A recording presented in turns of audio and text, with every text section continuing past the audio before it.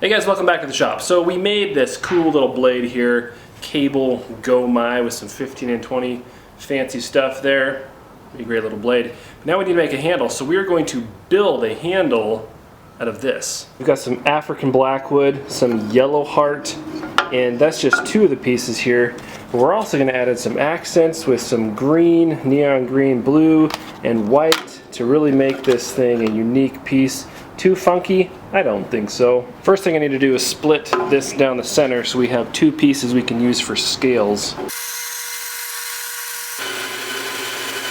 Alright, next we need to clean up these already mostly flat surfaces so that we have one side of all of these that have a true flat surface on them.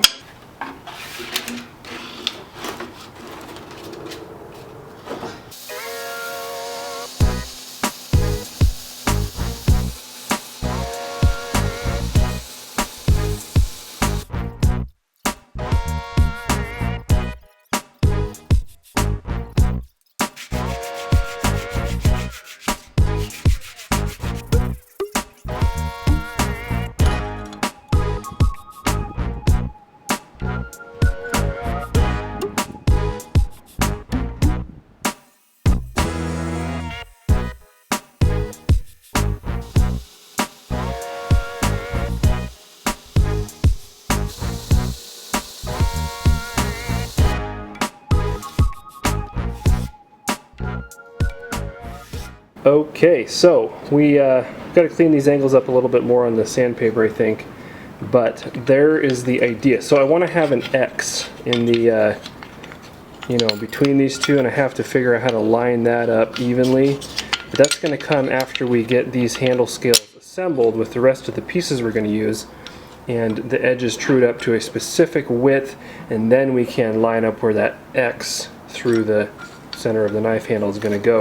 So let's do some more sanding. Okay, so we've cleaned up these 45-degree angles that they match up perfectly, and I've got these numbered so that we know which ones are which and they're not going to get mixed up. The next thing we need to do is epoxy these together, make sure that they're flat and true. Okay, so we've got some 300-second epoxy here, and we are going to, let's wipe that dust off first.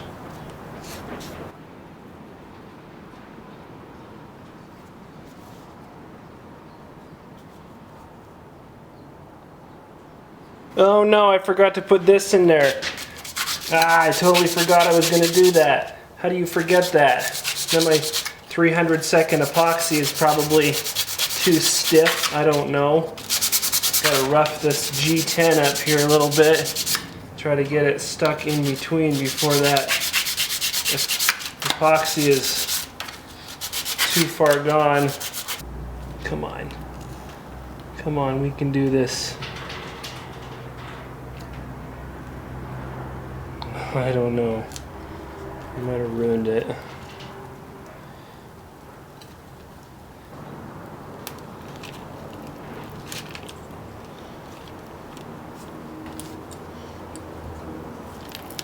I think this one was already too far gone. Alright, well now that we've reset, I can actually do what I intended to do in the first place, which is add multiple accent pieces. So we'll have the white, green, and white. So we'll get that assembled like so.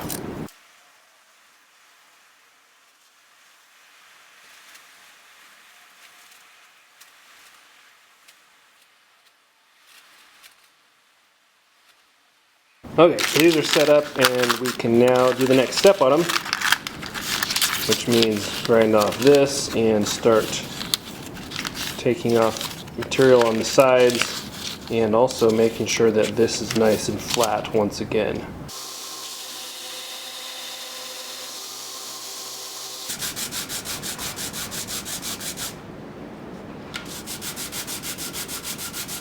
Alright, we've got these cleaned off, trued up again. Now it's time to go on to stage 2.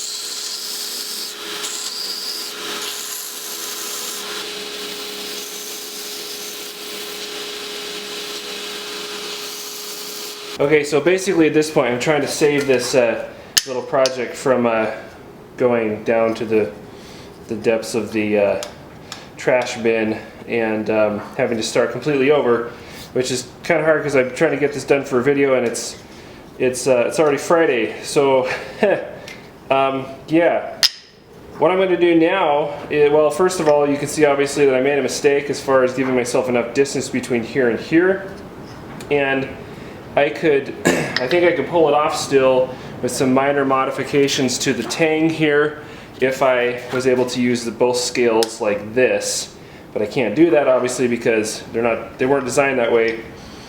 So how am I going to fix that? Well, what I'm going to do now is make sure that they're the same thickness within, I don't know, that's within 3/1000ths there. This one's a little thinner, so I'm going to have to sand this one down a little bit more, but then slap another piece of G10 on here, and that will allow us to use them from either side, but side that we need to, and that kind of destroys seeing this on the outside of the handle, which is not what I was trying to do in the first place, but maybe at least we'll be able to get these scales made and actually use them. Alright, maybe we can call this video how to screw up a project 6 or 8 times and still maybe pull it off. So now we have 2 scales that are not what I wanted to start with, but I can use either side of, and I did some slight modifications to the tang here. Still good to go there. Maybe even a little better, I don't know. So now we can go ahead and put these things on here. Okay, so I need to line up these little accent pieces here evenly. I'm going to locate this on here and then make sure that the scale will work both sides.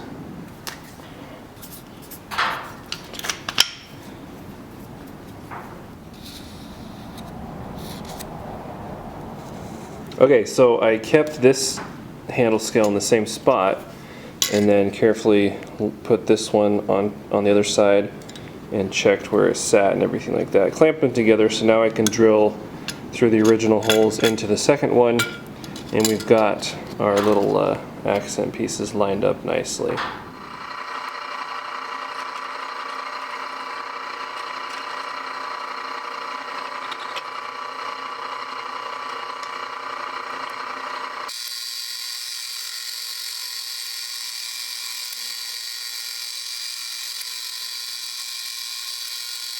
Okay, so this is a little step that I find worth doing when using Corby bolts, and that is to pre-assemble your handle to make sure specifically, or most importantly, that your Corby bolts will tighten up all the way and not bottom out. And depending on the length that you get, these are 1.125" Corby bolts.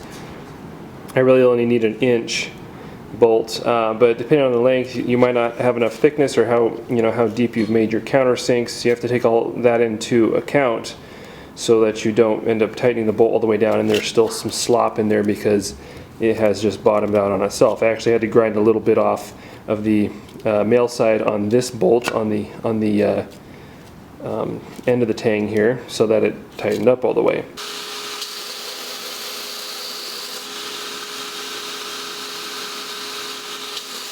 Now I ran out of 300-second epoxy, so I had to use my 1800-second epoxy. And once I get these bolts tightened up or snugged up a little bit here, I'm going to go ahead and stick this in the toaster oven to speed up the curing process so we can get this handle finished in a somewhat timely manner.